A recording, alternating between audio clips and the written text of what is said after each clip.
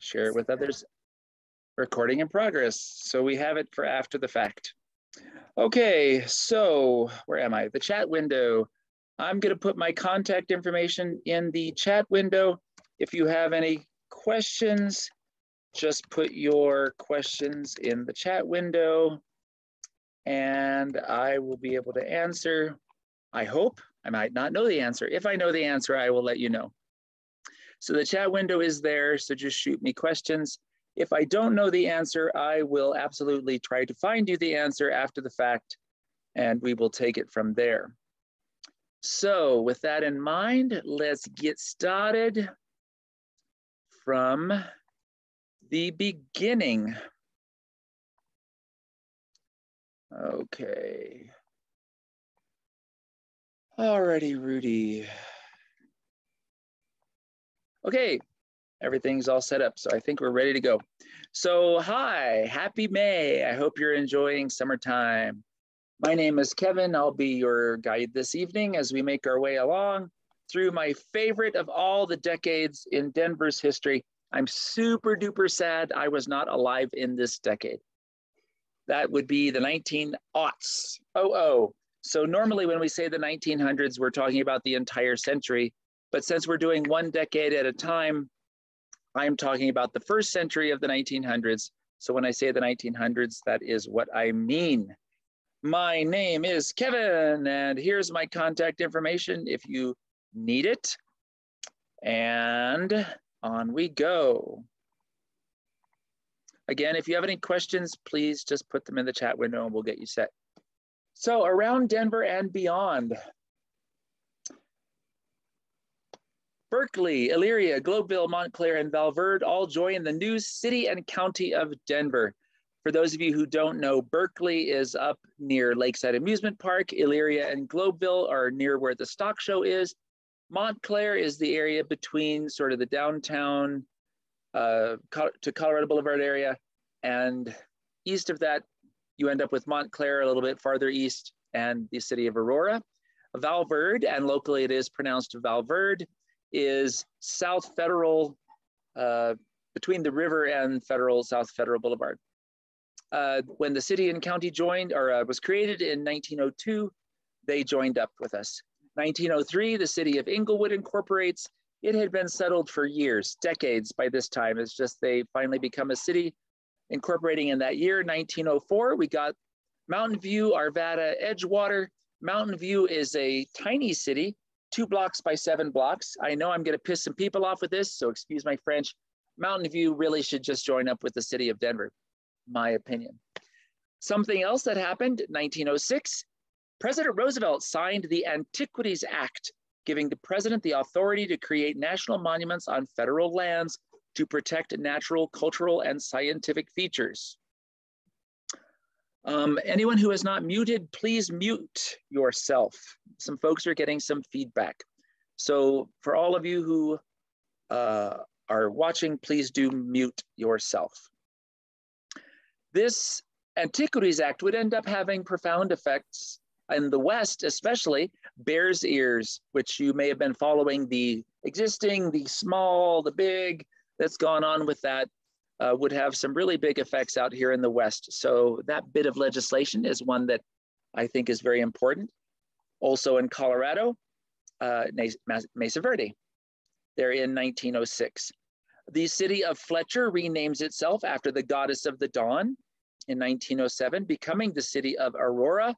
And one of our amusement parks, Manhattan Beach, super duper sad, burned to the ground in 1908.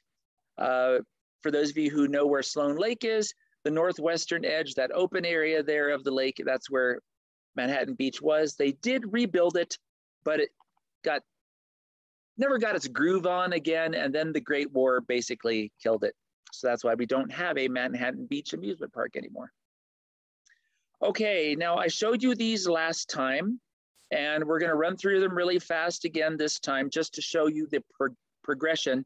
As I mentioned last time, these are done by my colleague at Denver Urbanism, Ken Treppel. I did not generate these. These are some wonderful resources on his website, denverurbanism.com. So We did the 1890s last month. So let's just watch. Where you see the gray blips, that is where we already had development. The red is where things developed during that decade. We're going to go quickly through here. So 1890s, the 1900s, and the 19-teens. So we'll go back again. You see the city has already begun expanding out of downtown. And then, of course, it continues. The expansion really still continuing in the same direction, to the south, to the east, and to the northwest. All right, if you would like to look at these more carefully, this is going to be sent, it should be sent to all of you as a file. So you may look at it later on. You may also go to the Denver Urbanism site and look these up. Unfortunately, I've got a lot to say tonight, and I want to make sure I don't run over. Okay, the most important thing that happened in this time would have been the creation of the city and county of Denver. Prior to this, the city of Denver was simply the Arapahoe County seat. It separated out from Arapahoe County in 1902 and became the city and county of Denver. This was actually put to a vote, and we were allowed to do this. If you remember our presentation from last month, the city of Denver had gotten really irritated at having to listen to and answer to the state. So we really wanted to be our own thing, push ourselves off and do our own thing. So in 1902, we got the go-ahead from the voters of Colorado to make the city and county of Denver. We initially started out with a mayor-council form of government.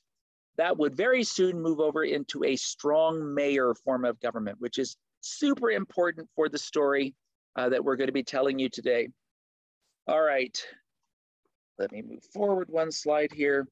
The Rush Amendment, Article 20 in the Colorado Constitution, basically allowed Denver to do this, creating a city and county, which is an unusual governmental structure, really anywhere in the country. And it's weird that Colorado has two. While the article did stipulate some things about how Denver would be run, really almost nothing comparatively was specified. What it did do, thus, is say, hey, Denver, citizens of Denver, you may define for yourself what you want the laws and guidelines and such for your own city to be, which meant that in 1903, a committee was formed to decide which way the city would go. What would our laws be? What would our fees be? That sort of thing. So the committee ended up getting packed with some very strong reform-minded people. So the lady that you see there on the left, that was a very well-known suffragette at the time. Her name is Ellis Meredith, I believe it is. Yes, had to make sure. Ellis Meredith. The fellow there in the middle is J.K. Mullen. He was a noted temperance advocate. Absolutely, they didn't want any alcohol of any kind. So the city of Denver's charter, drawn up by the committee in 1903, went to a vote, and it was going to be very strict. They were raising the fee for liquor licenses from $600 to $1,000. They wanted to put in there that any neighborhood could vote alcohol out of the neighborhood, that they could ban bars within certain neighborhoods. So it was really going to be a pretty strict deal. The thing is, we had all these reform-minded people voting on this, or excuse me, drawing together this bit of legislation, but it still had to go to the voters in Denver. And the voters in Denver sunk it. They bombed it out of the water. Absolutely, they did not want this. What these reform-minded people failed to realize is that a lot of the people in Denver, while not necessarily being corrupt or gamblers or anything like that, many of them worked in the saloons or the breweries or the gambling halls or owed favors to these people. So there was a real sentiment in Denver that, yeah, we want to fix our morals, but if you do it all at once, the city's just going to go kaput. And if you remember, in the 1890s, we already had a giant crash. So the charter that they proposed absolutely failed. So they did a new charter. They brought in some people who were not quite so rabidly anti-vice, anti-gambling, anti-drinking. They brought up the new charter, and that did succeed. I wrote down one of the quotes from the man I'm going to be talking about here, Robert Speer. He said, "No effort will be made to make a puritanical town out of a growing Western city." And that brings us to the man himself. Now, ladies and gentlemen, for those of you who have traveled with me for years, you know that I love this guy. I apologize. I'm going to be talking a lot about Robert Speer tonight. For those of you who don't like Robert Speer or already know all about him, you might as well just tune out. A lot of tonight is going to be about this guy. I adore this guy, Robert Speer. Oh my goodness. I could do the entire evening about him, but I promise you I will not. So in his book, American Civic Association, the president of that American institution, Mr. McFarland, wrote, "Robert Speer was more than Denver's most distinguished citizen. He was a constructive idealist whose broad humanitarianism will be found as the years go by to have left a deep impression upon the civic life of the United States." So Mr. Speer was born in 1855.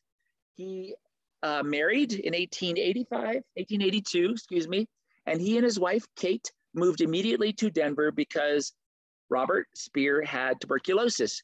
He didn't get cured, of course, because there was no cure at that time, but he did get better. So much better, in fact, that he was able to thrive in Denver. And in Denver, he learned how to play politics. And he became mayor in 1904.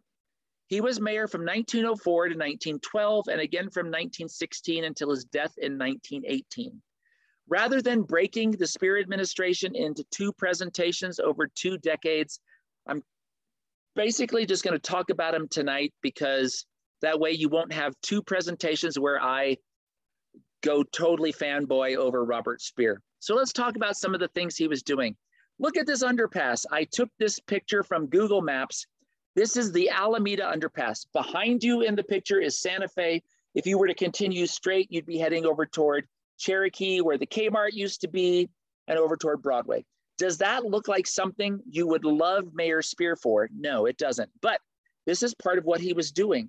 When he came to Denver, we had a lot of problems with the trains and the public interfacing with each other, and pedestrians, people in carriages or on horseback almost invariably lost to the trains. So Robert Speer said to his train representative, okay, you need to put in overpasses and underpasses. The train company said, no, we're not interested in doing that. So, well, we want you to do that. Never mind, you can take us to court, we're not going to do it. So Robert Speer went to the lawyer for the city of Denver, the representative, and said, okay, how many cases do we have against the train companies? And the lawyer said, we've got hundreds. So Speer said, all right, I want you to drop them all of them, just drop them all. Okay, that took a month or 2 to get all that cleared. And of course, the train company thought that they were, sitting pretty. Well, then Robert Speer brought them in and met with them, and he said, hey, you train people, here's what we're going to do. You are going to build overpasses and underpasses throughout Denver, or else I am going to pass a law here in Denver, and he was the boss, that says at every intersection, the train must stop for 15 minutes to make sure no one is coming. And the train said, there's no way you would do that. And I'll just read the quote. You would not dare tie up through service on the train. The public would not stand for it. Speer responds, I will take that chance. That ordinance will be enforced unless you gentlemen agree to construct viaducts to stop the menace to the lives of Denver's citizens. And there you have it, plunk. And he would say that. He'd slam his fist down on the table or the desk and he'd say, plunk. And that was his way of saying, done. In the end, Robert Speer, he got all of these amenities put in that are ugly. I mean, look at that. It's not pretty, but it's there for our public safety. And look at the biker over there on the left. I used to work in this area. I rode that, walked that all the time. So Robert Speer was building things to save our lives. So another thing that he was doing was beautifying the city. He wanted to promote his work. So what he did is he created this propaganda machine called Denver Municipal Facts. It was a publication. For historians, it is absolutely a goldmine because it's full of pictures and facts and dates and numbers and all this stuff. So Mayor Speer had this idea that he was going to turn Denver into the Paris of the United States. That's his word, or his phrase, excuse me, his quote. Let us make Denver the Paris of the United States. And he was going to do it just the way Napoleon III did, by ripping down all these unsightly things where poor people lived and building up a brand new city. The fellow that you see in the middle there is Seiko de Beer. That's the landscape architect he hired to do it. And he set about building the beautiful city. All right, I wrote down some numbers here. Denver was largely a shadeless place. Look at the picture in the lower left-hand side here. Okay, the first tree day in Denver was held in April 1905. On that day, 4,992 trees were distributed free of charge. People were asked to plant them in their street lawns. This went on for 7 years. They gave away free trees constantly. By the time the Speer administration was done, more than 111,000 trees had been given away, and more than 80% of them survived. All of them were free. Mayor Speer wanted to make everything very beautiful. So what he did is also bring in art. This statue that you see here on the right-hand side, the original of it is in Dusseldorf in Germany. That was supposed to be the only copy. When Robert Speer was on tour in the area, studying how European cities did their thing, he saw this. He and his wife had no children. They loved children. He thought this would be perfect for the children of Denver. So he actually contacted the artist in France, a Monsieur Bondat, and said, I realize you were only going to make one of these statues. Would you please consider one more? The children of Denver will always be grateful. And in the end, Mayor Speer wrote so passionately that this French guy said, sure, I'll make another copy of it. So on the entire planet Earth, there are only 2 copies of this statue, one in Dusseldorf and one in Denver. Now, how did all Mayor Speer get this done? You couldn't really count on voters to vote the way you needed to vote. So some of the things he would do would be to rig elections by having people from other cities vote for what he wanted and for him. Dead people would vote for Mayor Speer. People were encouraged to vote multiple times. If you voted, you got a beer. If you voted correctly, I should say, you got a beer. So people would go from polling place to polling place and they'd get lots of beers because they knew how to vote. I wrote down one fun number here. There was a precinct in Denver that had 100 registered voters, and yet during one of the elections, they had 726 votes for Robert Speer. So that's the kind of shenanigans he was doing. But you'll see, I think, in a little bit why I love this guy. One of the other things that was done during the Speer administration was the creation of the City Auditorium. Today we know it as the Ellie Calkins Opera House. The picture on the upper left-hand side is a screen capture from Google Earth, but the picture on the lower right-hand side, that is the City Auditorium back in the olden days.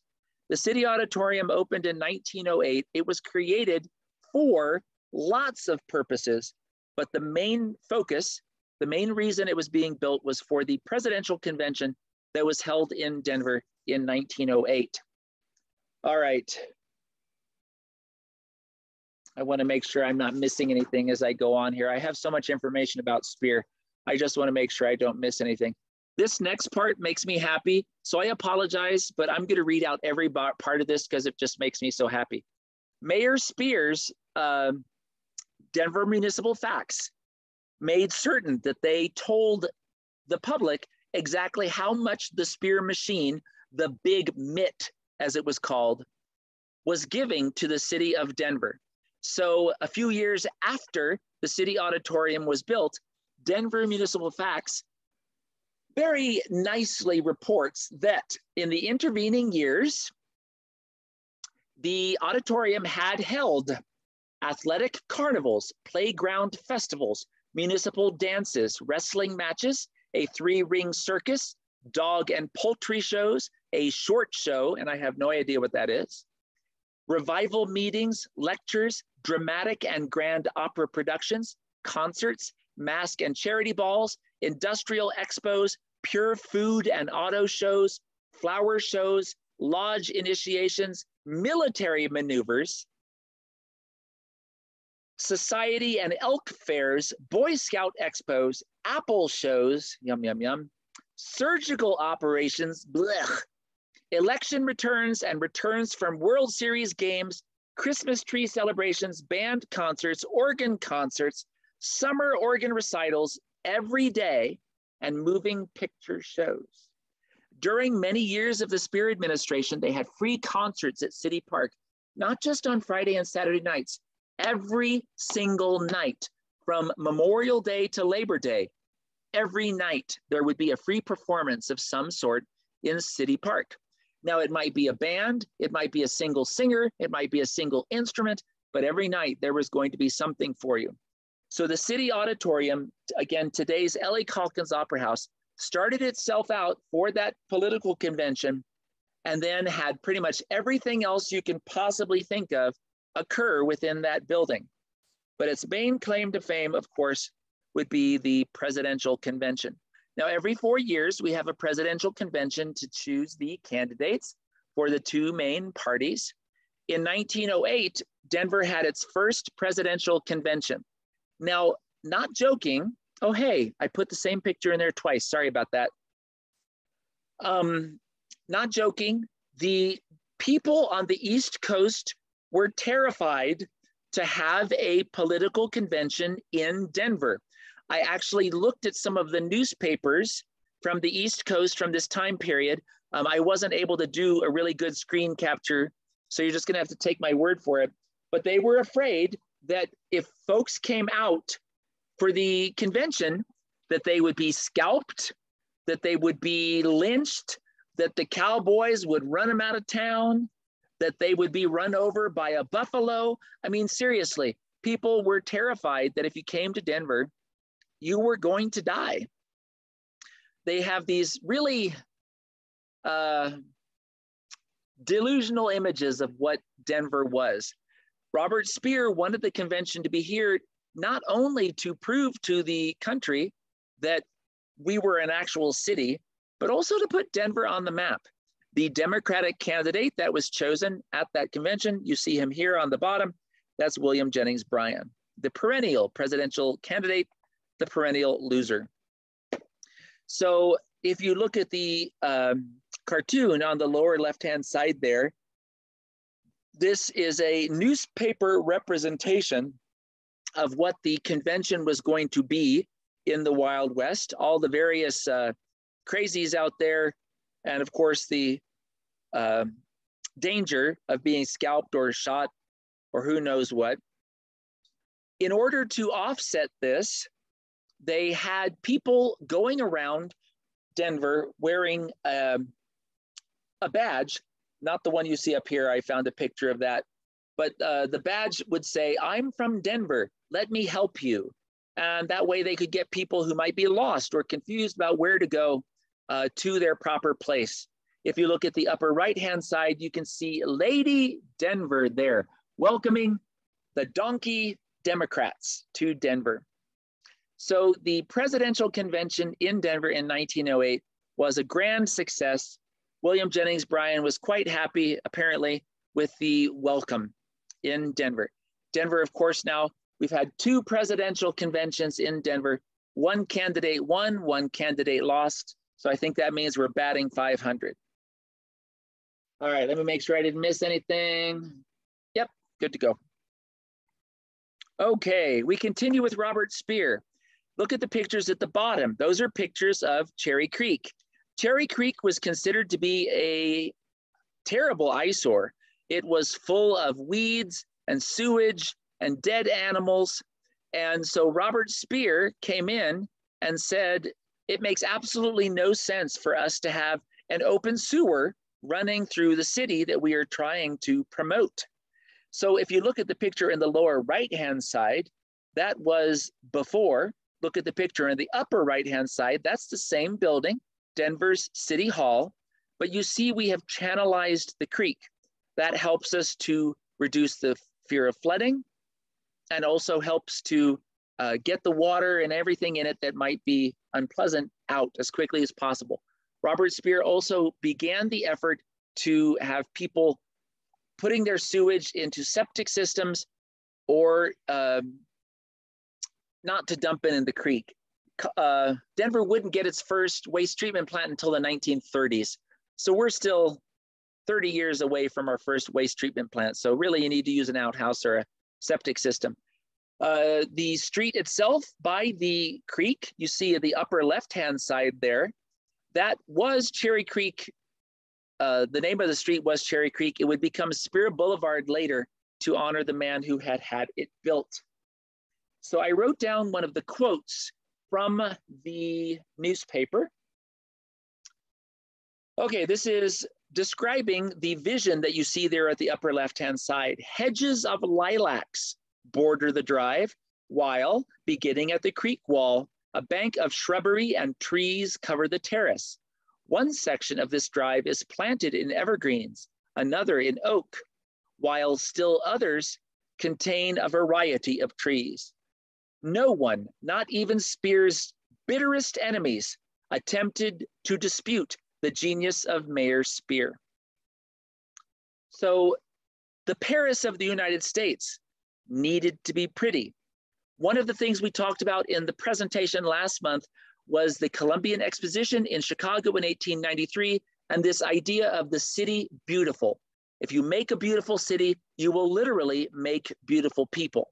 So Mayor Speer felt he was rewriting, elevating the citizens of Denver by doing all of this. And as I always tell my 3rd and 4th graders when I'm taking them out for tours, it doesn't matter if a few people suffer as long as the majority of the people are happy. My 3rd and 4th graders always look at me a little funny when I say that. But Mayor Speer actually did believe that. Yes, by condemning this property or by getting money from this person through kind of a little bit of arm twisting, yes, these people might not want these things to happen, but the vast segments of society that lived in Denver profited from it and benefited from it. So he felt that a few people suffered, but it was justified by the benefit of the mass of Denver. Another thing that he did was come up with a brilliant idea, the extension of the City Beautiful.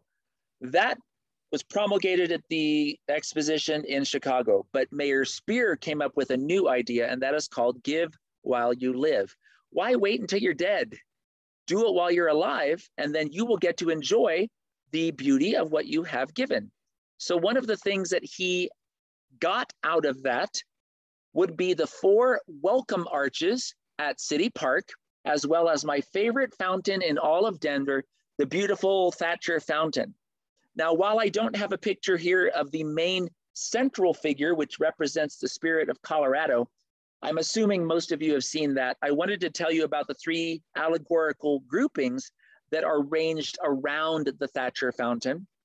According to the newspaper that came out when this was unveiled, the 3 things that you need in order to have a civilization are learning, loyalty, and love. If you remove any one of them, the newspaper article said, any one, you will not have a true civilization.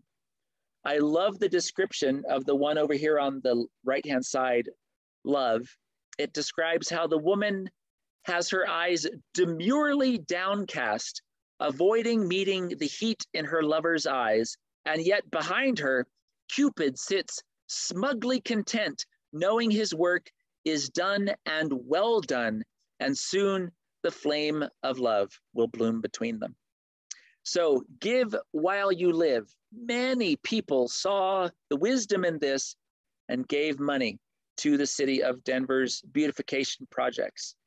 So give while you live, super duper brilliant. All right, let me make sure I haven't missed anything. Yes, yes, good, okay.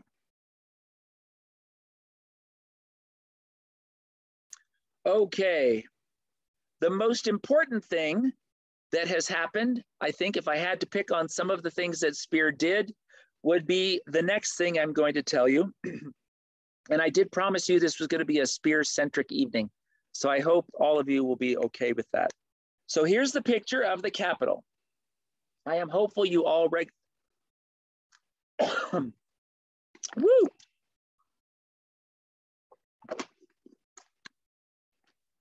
Sorry, dryness in my throat suddenly. I hope you all recognize the Capitol. So in this picture, we're looking east. If you were to go to the Capitol and look this way, west, you would see this picture. This is the City and County building, went up in 1931. So if you were standing here, behind you would be the Capitol. Between the City and County building and the Capitol, you have Civic Center Park. The City Beautiful said you have to have a Civic Center Park to act as the beating heart of the city, with your cultural and your civic institutions together acting as that beating heart. Well, at this point, the Capitol was almost finished.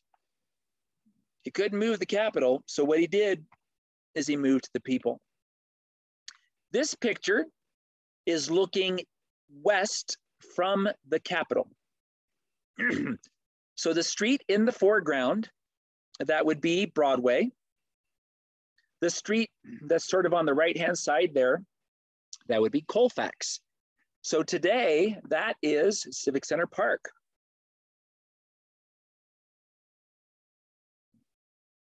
Civic Center Park has beautiful buildings in it. It has a Greek amphitheater. It has a colonnade and some other things, but it doesn't have all this. Look at all those houses and businesses. Look in the lower right-hand corner there. That is a cable car barn. Yes, Denver had cable cars. Almost everything you see between where the picture is taken and about 3 blocks, yes, about 3 blocks on into the picture was removed. Those people either left voluntarily or they were kicked out and got a big flat nothing. So Robert Speer got rid of all these people so he could have his beautiful Civic Center Park. Now today we love it. Cinco de Mayo is there, Taste of Colorado is there. All these things happen there.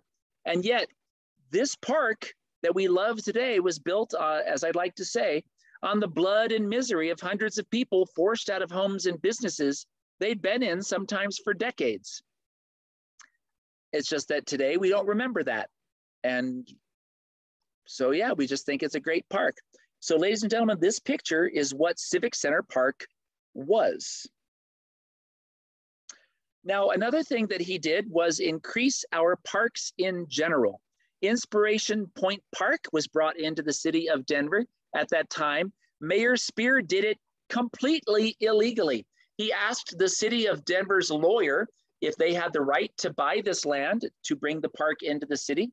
The lawyer said, unfortunately, no, we don't. So Robert Speer found out how much the land was worth. He gave that money to a friend. The friend went and bought it, and then that friend gave it to the city of Denver as a gift. Many of Denver's beautiful parkways, here's the street sign for the 7th Avenue Parkway, came into the city through the Speer administration. Monaco Parkway, Park Avenue, Richthofen Parkway, all these places, our mountain park system, Red Rocks, Genesee, Chief Hosa, Winter Park, all of this happened because of Robert Speer. All of these things that we love and laud, we wouldn't have. Yes, his methods you might impugn, but we wouldn't have them if it weren't for this fellow playing politics the way you played them back in the day. Washington Park was only a tiny thing. Where the lake is at the very northern part there, and just on the northern side of that lake, that was it. All that park that goes all the way down to Louisiana came in through the Speer administration. So Robert Speer just went nuts. So I wrote it down here. Okay. 572 acres. During his first 2 terms in office, he would increase that to almost 1,200 acres. The parks were generally unimproved. He saw to it that they were improved. They removed the keep off the grass signs. Another thing that they did, there had been no playgrounds in Denver. 12 playgrounds were put in between 1904 and 1912.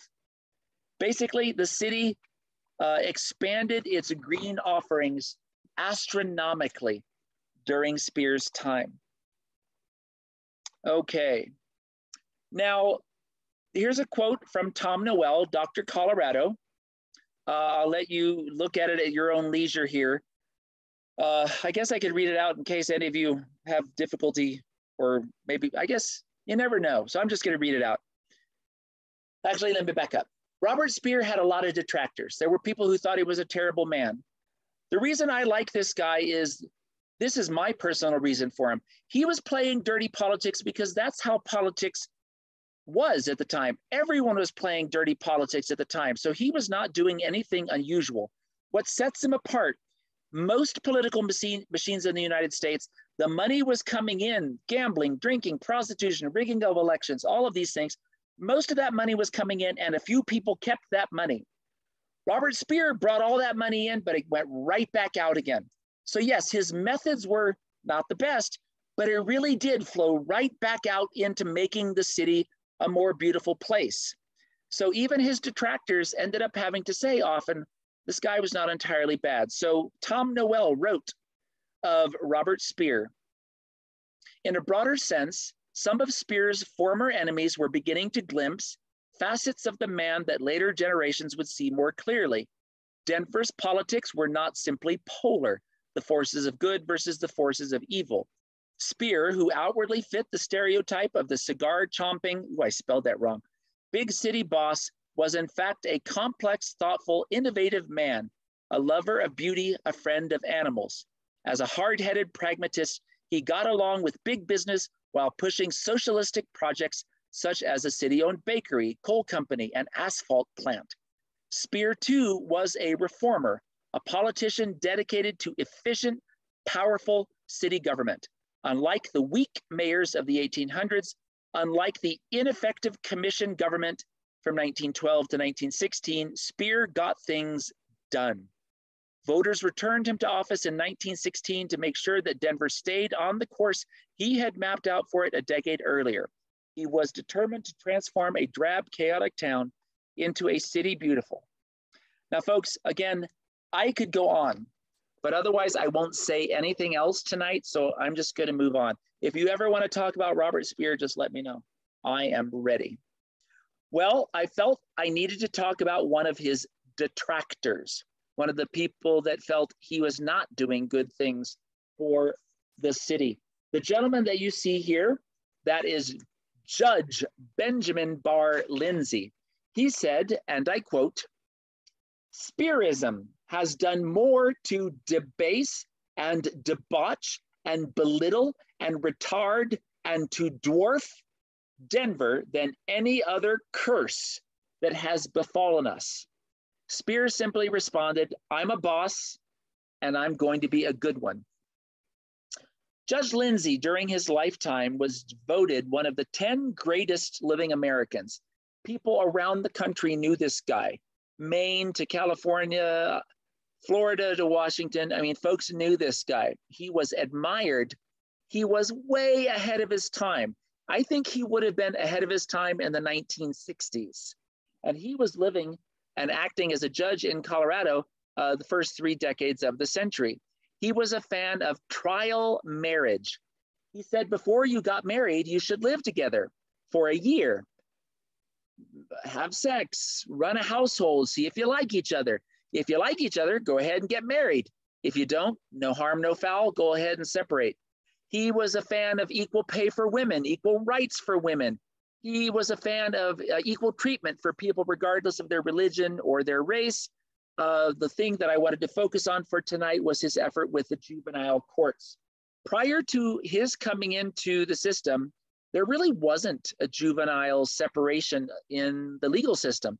They were basically tried as adults. So let's see, in 1903, he saw to it that a separate juvenile court was established because he said many of these kids, they really don't have recourse. One of the things that really moved him was this boy, I think it was about 13, I think it was, who was accused of stealing coal from beside the train track, which apparently was a crime. The kid's father was injured, the mother was sick, the kid had younger siblings, so the only person who could go get coal for heat was this little boy. So Judge Lindsay wanted to try to give these kids a chance to reform. If they had to be incarcerated, they were sent to a separate place where they were separated from adult criminals, because he said mingling them with the other crooks, or excuse me, with the adult crooks, is like sending them to a school for criminal behavior. In the end, his juvenile justice system was legendary and trend-setting. He ended up moving to California, 1931, excuse me. He ended up moving with his family to California, and there he reformed their juvenile justice system. That system would later be copied basically by the nation as a whole. So as I always like to say, if you or anyone you know has ever been in the juvenile justice system, you owe Judge Lindsay a debt of thanks. Today, no one's heard of this guy. We have the Lindsay Flanagan Courthouse in downtown Denver, but everyone knows Speer. In Denver, it's a name you see everywhere, but Judge Lindsay, he even has to share his name on the courthouse. It's the Lindsay Flanagan Courthouse. Anyway, this guy left amazing legacies for us. Here too, it's a story where I could tell you a lot. He was really a great man and a visionary. It's just, in some ways, he was too early. The city of Denver wasn't ready to be legal yet. I don't know, does that make sense? We would get there eventually, but just we weren't there yet. So Judge Lindsay and the juvenile court system, he fought Mayor Speer, fought Mayor Speer. In the end, it was Judge Lindsay that lost. He ended up moving to California because he was disbarred in Colorado. All right. This is a fun story. I'm not going to get into it too much because I don't feel like talking much about politics, but Colorado does have the distinction of having had 3 governors in one day.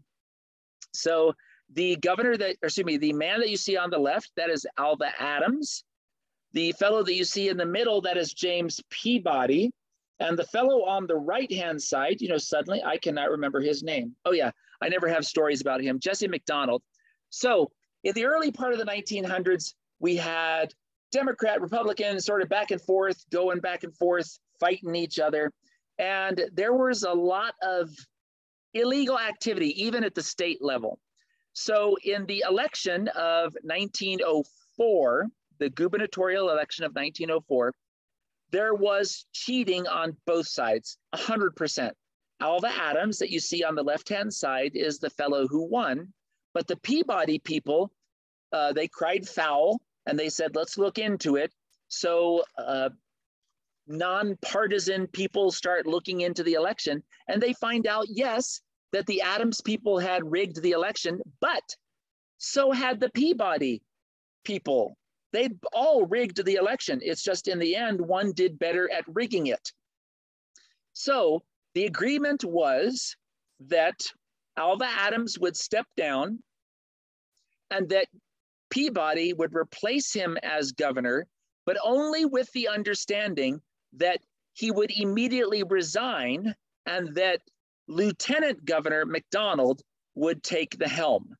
So on March 16th, March 16th, 1905, Alva Adams, he'd been mayor since January. The election was in November. He took office in January. It's kind of like the president. On that morning, he came in, he relinquished control of the gubernatorial seat. Peabody was sworn in, and then he tendered his resignation, and the lieutenant governor became governor.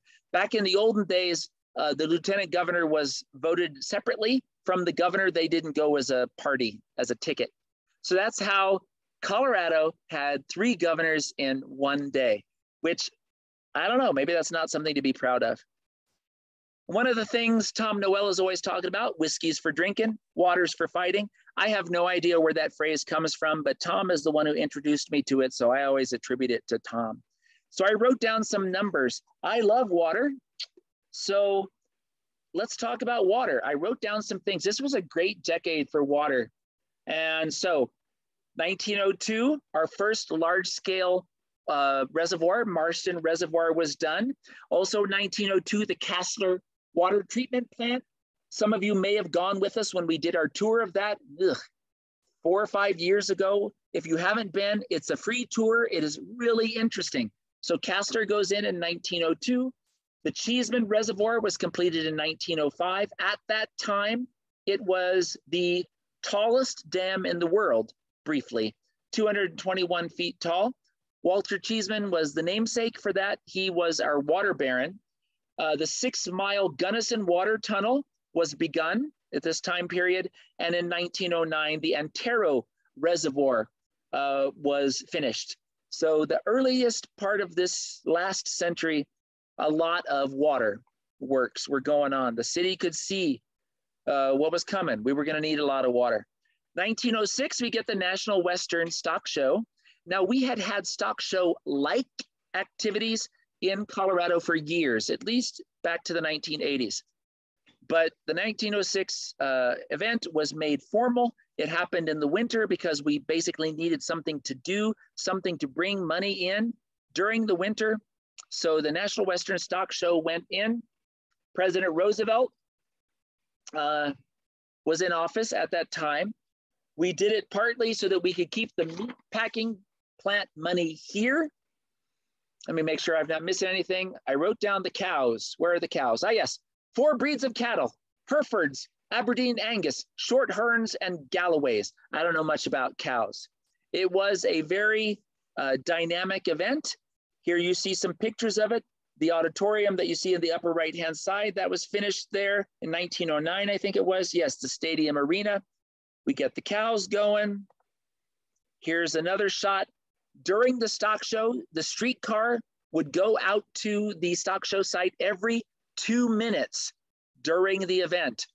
From when it opened in the morning until where it closed at night, the streetcar left from downtown to get you out there every 2 minutes. Over here on the right-hand side, I just saw, I found a picture of some bigwigs there. And then here's something that I thought was kind of weird. They actually had a naked baby contest. Maybe naked is the wrong word because naked implies shame. There is a difference between naked and nude. Nude is comfortable, naked is shameful. So that's why they say Titian nudes. Anyway, they had a nude baby contest for several years, and the prettiest baby would be run around the arena on horseback. Some person would carry it. Believe it or not, Buffalo Bill once carried the nude baby. Her name was Ethel. Around, she won that year, and this little baby was paraded around the auditorium for her beauty. It just sounds a little weird. We don't do that anymore at the National Western Stock Show, I'm glad to say. But for a while, nude baby contests at the National Western Stock Show. Okay, another thing that happened during this time period was the very first chronicled concert at what would become Red Rocks Amphitheater. Now, we know that people went up there for years. Its natural acoustics were already known, but it wasn't until 1906 that we had our first actual concert. So here on the left-hand side, you sort of see what it looked like once upon a time. John Brisbane Walker put this together, and it was in 1906 at what was at the time called the Garden of the Titans. And the concert was thrown by that gentleman, featuring a musician named Pietro Satriano and his 25-piece brass band. I know a little bit about Red Rocks, of course, but I hadn't known that first concert there. So the first Red Rocks concert, 1906. Now, the Red Rocks that we know today really wouldn't come into existence until the 1930s with the CCC and its grand opening there in 1941. The Welcome Arch went in 1906. Mayor Speer said, "This arch will stand for the ages as an expression of the love, good wishes, and kind feeling of the citizens to the strangers who enter our gates." Don't ever say that. This will stand for all time, or this will be here for all time. You're basically dooming it to destruction. This Welcome Arch, which was supposed to stand for all time, didn't even last 30 years. They removed it because it was said to be an impediment to vehicular traffic. Now, the city of Denver is thinking about putting it back. Let's hope that they do. It originally said welcome on both sides. Later on, they put Mizpah, which is a farewell, according to some, on the side facing as you were leaving. Cheeseman Park was officially named in 1907. Walter Cheeseman died that year, and his wife, Alice, wanted to honor her husband, and so she paid for the naming rights of the park. Where was the Welcome Arch located? That is a super good question, and I apologize. That's one of those things that I forget to explain. The Welcome Arch was in front of Union Station. So the picture on the left, you are looking out from Union Station. The picture on the right, of course, is night. But if you were to look past Union Station during the daytime, that would be Union Station. I apologize. That's a very pertinent question. So Cheeseman Park is a memorial to a wife's love for a lost husband. So she paid to build the pavilion that you see there on the right or on the left, and in so doing got the right to name the park. The Colorado Museum of Natural History opened at this time. 1906, somewhere in there. Now I've forgotten, holy snot. In this time period, the 1900s, the museum opened. Today it's the Denver Museum of Nature and Science, but it did open at this time. So the museum's still with us today, still going strong, although heavily expanded. Lakeside Amusement Park opened in 1908, the White City as it was known at that time. You see a picture of it here on the left. They've always been famous for the water aspect of it. The park may not look exactly like this anymore, but it did open there in 1908. We had a lot of amusement parks open in the last decade of the 1800s and the early part of the 1900s. The Platte Power Plant opened in 1901. The picture on the right shows you that. The picture on the left is what it looks like today. That's REI. Used to be the Forney Museum. That power plant opened so that it could provide energy for our streetcar system. Now, we've touched on the Tabors every presentation so far. During this decade, Elizabeth, Lily, and Silver Dollar, Elizabeth, Baby Doe, and her daughters moved up to the Matchless Mine there in Leadville. Lily left pretty soon thereafter, but the other daughter, Silver Dollar, did remain there. Silver Dollar apparently really liked it up there. She was a bit of a tomboy. She wrote a song in 1908, President Roosevelt's Colorado Hunt. I'm sorry. Yes, she wrote a song, and this song she eventually got to perform for President Roosevelt that you see there. So we've been following the Tabors so far. At this point in our story, Horace is dead. Lily, the elder daughter, has moved on, and Silver Dollar and Baby Doe are up there at the Matchless Mine in Leadville. Another thing, the Denver Interurban reached Boulder. That's right, we had a train from downtown Denver to Boulder. Wouldn't it be nice if we hadn't removed that? The 1950 disaster of removing this gigantic streetcar and interurban line.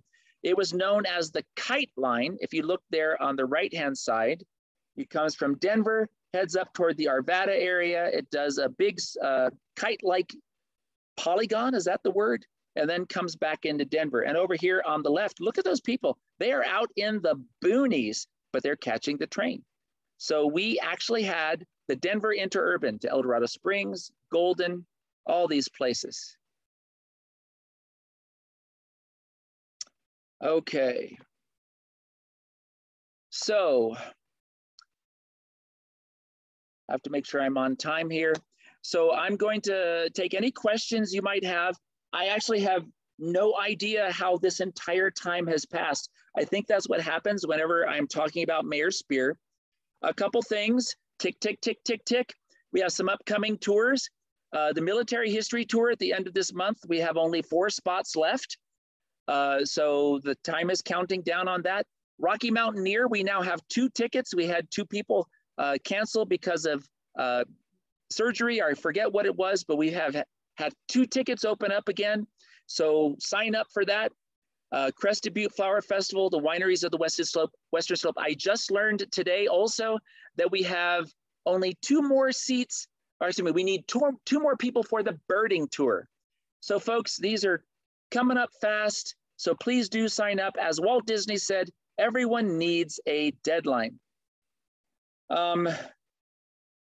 Short shows. Ooh, someone's saying short shows. Short shows in downtown may have been short-horned cattle. Okay, I'm going to try to verify that because I'm not sure. So ladies and gentlemen, we do have some tours coming up. Please do sign up. I want to continue being able to do this for as long as possible. So, all right, so I've stopped sharing the presentation there. If you have any questions, please do write them here into the chat window. I am agog that I've been speaking for almost an hour. I have no idea how that happened. So shout out with any questions. Thank you so much for joining me for my favorite decade in Denver's history, the 19-aughts. I'll see you again next month for the 19-teens. If you have questions, give me a yodel. Otherwise, I'll see you next month. You're very welcome. And thank you for that.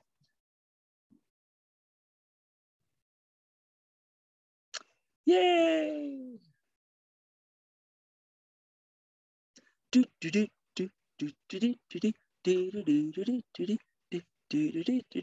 All righty, I don't see any questions coming in. Oh, where is the Children's Fountain? The Children's Fountain is located in City Park at the southeastern edge of the main lake in City Park. That's called Farrow Lake. So if you get down to the southeastern edge of the lake, you'll find the Children's Fountain. Any other questions?